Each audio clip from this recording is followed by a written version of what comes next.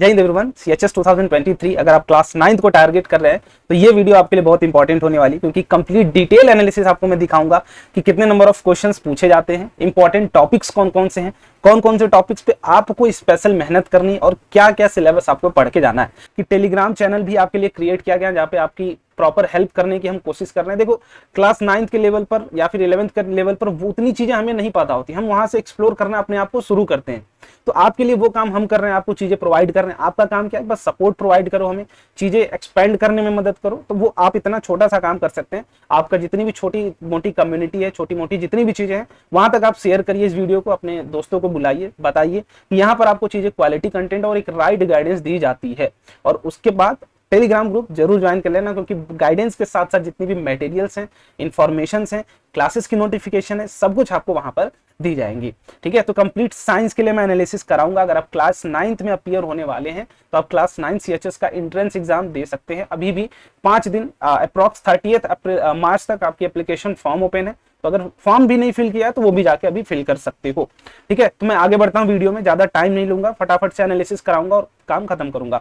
तो previous analysis करने के लिए कुछ टर्म्स पहले मैं बता देता हूँ। सबसे पहली चीज, जो नंबर ऑफ क्वेश्चंस आपके मन में चलते हैं कि भैया कितने नंबर ऑफ क्वेश्चंस आएंगे, टोटल 100 आते हैं, बट उनमें जो मेजर आपके 20 क्वेश्चंस साइंस से पूछे जाते हैं। अब देखो, 8 तक तो चीजें साइंस में ही बोली जाती हैं कि नॉर्मली आपको कंबाइंड सब्जेक्ट बताया जाएगा साइंस, बट आप जैसे ही आगे बढ़ोगे ना, 8th के बाद 9th में आओगे तो आपको वहां पर भी बोला साइंस ही जाएगा, बट डिफरेंट 3 सब्जेक्ट्स आपको पढ़ाए जाएंगे। फिजिक्स पढ़ाई जाएगी, केमिस्ट्री पढ़ाई जाएगी और बायोलॉजी पढ़ाई जाएगी। तो एक सब्जेक्ट कैसे टूट के 3 हो जाता है वो आपको पता नहीं चलता। तो आप समझ सकते हो कि आप तालाब से निकल के एक समंदर में आ जाते हो। ठीक है, जैसे 9th-10th में आता हो, 9th-10th के बाद समंदर से महासागर में चले जाओगे, तो ये चीजें आपकी लेवल बढ़ती जाएंगी। तो समय के साथ हमें भी अपने आप को चेंज करना होता है। तो आप भी अभी से अपने आप को चेंज करना शुरू करो। जितने कॉम्पिटिटिव एग्जाम्स तुम दे सकते हो, उनकी तैयारी कर सकते हो, अभी से स्टार्ट करना शुरू कर दो, क्योंकि चीजें इतनी वास्टली बढ़ती हैं आगे जाके कि हमें सुधरने का, संभलने का मौका ही नहीं मिलता। तो आप अभी से चीजें सुधारना शुरू कर दो, आगे जाके वो प्रॉब्लम आपको फेस नहीं करनी पड़ेगी, उसकी जिम्मेदारी हमारे पास। ठीक है, हम पे छोड़ दो, वो हम पूरी कराएंगे आपकी।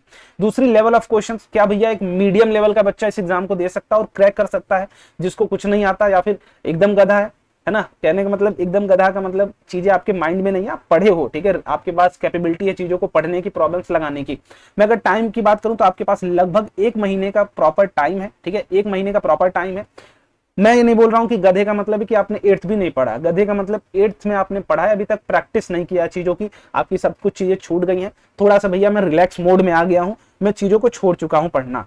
उन बच्चों की मैं बात कर रहा हूं, या फिर जो बच्चे अच्छे से पढ़ रहे हैं उनके लिए तो भाई ऑब्वियसली वो क्रैक कर लेंगे, वो तो क्लियर बात है। तो लेवल ऑफ क्वेश्चन की मैं बात करूं तो इजी टू मीडियम ही आता है। मतलब एक नॉर्मल बच्चा जो अपनी पढ़ाई से भटक गया है, पढ़ाई छोड़ चुका था, वो भी अगर अभी से ट्राई करे तो इस एग्जाम को आराम से क्लियर कर सकता है, क्योंकि क्वेश्चन बहुत ईजी टू मीडियम लेवल के आते हैं। बस एक बात जो अपने आप में हमें प्रैक्टिस करनी पड़ेगी कि नंबर ऑफ क्वेश्चन को ज्यादा हम सॉल्व करें। जितना वैरायटी ऑफ क्वेश्चंस आप लगाए रहोगे वही एग्जाम में उठ के आता है। मैं लेवल भी समझाऊंगा आपको, प्रॉपर चैप्टर वाइज समझाऊंगा। इसके बाद सबसे प्लस पॉइंट जो होता है, नो निगेटिव मार्किंग, कि आपके लिए अगर आप गलती करते भी हो तो कोई निगेटिव मार्किंग आपको नहीं अलॉट होने वाली है। बस जितना आप अपना कोशिश कर सकते हो उतना करते जाओ। अगर गलती होती तब प्रॉब्लम होती कि भैया 2 क्वेश्चन किए, एक गलत कर दिए तो चलो -1/2 हो गया या फिर 1/4 हो गया। जो मार्किंग स्कीम होती है उसके ऊपर बात करें तो वो वाली भी टेंशन नहीं है। मतलब आप बिंदास करते जाओ, गलत हुआ तो कोई मार्क्स नहीं मिलेगा, सही है तो मिलेगा, कटेगा नहीं कुछ तुम्हारा। ठीक है, इसके बाद अब सिलेबस की बात आती है। सिलेबस का सबसे बड़ा मिथ होता है कि क्या 9th भी आता है, क्या 10th भी आता है। अभी मैंने प्रीवियसली वीडियो में 11th की प्रॉपर बनाई थी कि जो बच्चे 11th का एंट्रेंस दे रहे हैं उन्हें 11th और 12th की भी बेसिक्स अब पढ़ने पड़ते हैं। बट क्या ये 9th वालों के भी साथ है कि उन्हें 9th और 10th पढ़ना पड़ता है? तो देखो, इसके लिए मैं सिलेबस सिंपल और सबसे क्लियर बात बताऊं। अगर आप 8th की एनसीईआरटी, 8th का पूरा syllabus from NCERT clear cut कर जाते हो, no need to do 9th and 10th, कोई भी कुछ भी करने की जरूरत नहीं पड़ेगी तुम्हें सिलेबस की। अगर मैं सिंपल सी बात करूं, 8th की पूरी एनसीईआरटी खा जाओ, बेड़ा पार है तुम्हारा। एक भी क्वेश्चन बाहर से नहीं आएगा, मैं इतनी गारंटी दे सकता हूं। मैं एक लाइन, जितने भी तुम प्रीवियस ईयर क्वेश्चंस उठा के देख लो, मैं तुम्हें दिखवा दूंगा।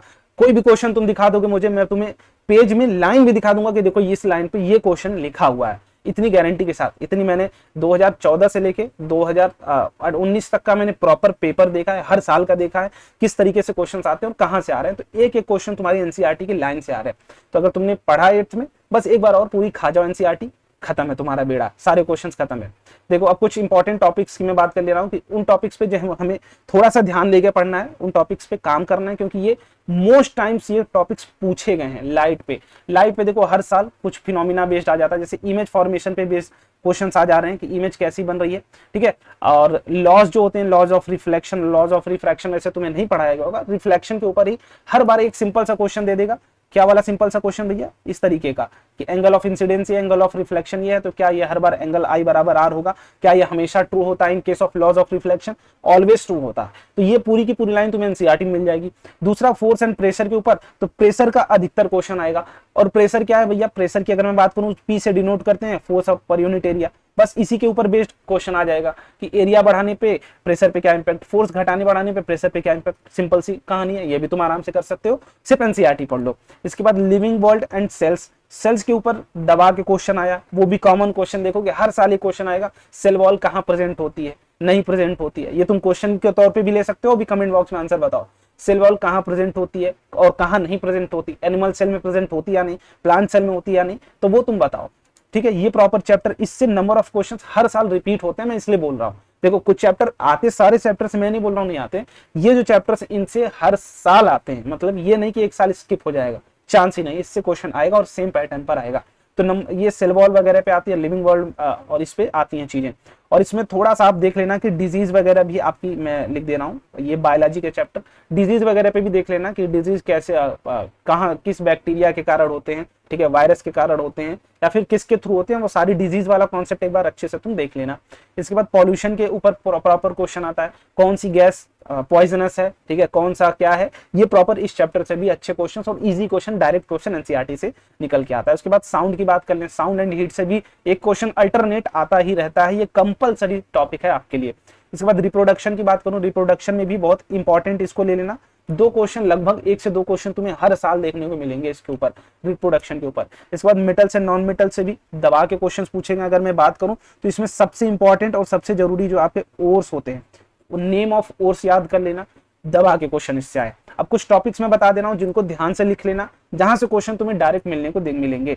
एक विटामिन की मैं बात कर लूंगा, विटामिन, ठीक है, इनके ऊपर दबा के क्वेश्चन आए कि इनकी डिफिशियंसी से कौन से डिजीज होते हैं, ठीक है, डिफिशियंसी की अगर मैं बात करूं तो कौन से डिजीज होते हैं, राइटिंग के ऊपर मत जाना, ठीक है, इनकी कॉमन नेम के ऊपर चले जाना, कॉमन नेम्स, इससे एक क्वेश्चन जरूर आता है। जैसे अगर मैं विटामिन बी की बात करूं, विटामिन ए की बात करूं, ठीक है, तो इस तरीके विटामिन डी की बात करूं तो इनके कुछ टिप्स एंड ट्रिक्स भी मैं बताऊंगा, कुछ शॉर्ट्स वीडियो बना के, ठीक है, कि डी को क्या बोलते हैं, ठीक है, और ए को क्या बोलते हैं, इन सब की चीजें मैं बताऊंगा आपको, ठीक है, रेटिनॉल बोलते हैं बेसिकली, ठीक है, राइबोफ्लेविन B2 आपको बोलते हैं, तो ये चीजें आपको मैं दिखाऊंगा और समझाऊंगा भी।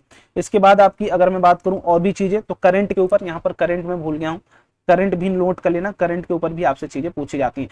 करंट में भी जैसे डिवाइस होती है गैल्वेनोमीटर की, करंट किस डिवाइस से मेजर करते हैं, तो ये कुछ बेसिक्स हैं, आप अभी नए हो, ठीक है, अभी आप चीजें सीख रहे हो, आगे जैसे आते जाओगे आपको चीजें मिलती जाएंगी। तो ये कुछ चैप्टर्स मैंने बताए, ये कुछ टॉपिक्स हैं आपके जिन पे आप स्पेशल केयर करना, ठीक है। बाकी अगर आप आगे चलते हो, मैं बुक्स वाले सेक्शन में चलता हूँ, बुक्स आपको थोड़ा सा बताता हूँ, फिर आपको ऑटोमेटिकली समझ में आ जाएंगी। तो बुक की मैं बात करूं तो सिंपल सी मैं सबसे पहले बोलूंगा कि एनसीईआरटी क्लास 8th की, इसको क्या करना है भैया, लाइन बाय लाइन आपको पढ़ लेना है, ठीक है, लाइन बाय लाइन खत्म कर लेना है, पूरी एक्सरसाइज इसकी सॉल्व कर देनी है पूरी की पूरी। जब तुम इतनी कर लोगे, you are now prepared. But इसके बाद डायरेक्ट आपको पूछ जाना है किस पे भैया, गाइड बुक्स, कुछ गाइड बुक्स भी आती हैं 9th के लिए, ठीक है, लेटेस्ट पैटर्न वाली कुछ भी ले लेना, ठीक है। इसके बाद एट लास्ट जो फाइनलाइज प्रिपरेशन करने के लिए कुछ प्रैक्टिस सेट्स भी मंगवा लेना, बस ये है तुम्हारी पूरी की पूरी फाइनलाइज प्रिपरेशन। देखो स्टार्टिंग से मैंने तुम्हें बता दिया, पढ़ना पूरा 8th है, इंपॉर्टेंट कॉन्सेप्ट, मतलब जो ऊपर मैंने अभी टॉपिक्स तुम्हें दिखाया वो छोड़ के नहीं जाना। एनी हाउ मान लो कोई चैप्टर तुमसे नहीं हो रहा, नहीं समझ में आ रहा, उनमें बस ये वाले टॉपिक जरूर कर लेना, ये वाले चैप्टर्स को जरूर कर लेना। उसके बाद फिर आगे कोई भी चैप्टर करना है नहीं करना है, मन है नहीं मन है, छोड़ देना, जो भी करना है ये कर लेना, ठीक है। बुक की बात करूं, ये गाइड बुक्स करोगे तुम्हें इसमें नंबर ऑफ क्वेश्चंस मिलेंगे, ये कर लेना।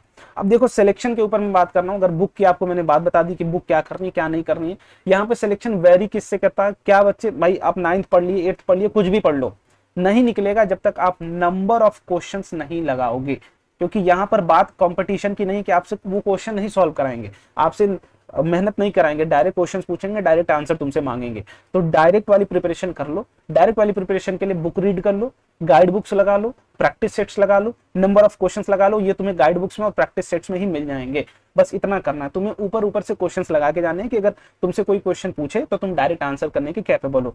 मतलब बात समझ रहे हो कि तुमसे बस ओवरव्यू वो लेते हैं पूरे चैप्टर का, तो इतना तुम कर लो कि तुम्हारा ओवरव्यू अच्छे से प्रिपेयर हो जाए। बाकी अगर कुछ तुम्हें और भी डाउट होगा तो कमेंट बॉक्स बता देना, वहां पर मैं क्लियर कर दूंगा। बाय बाय, जय हिंद।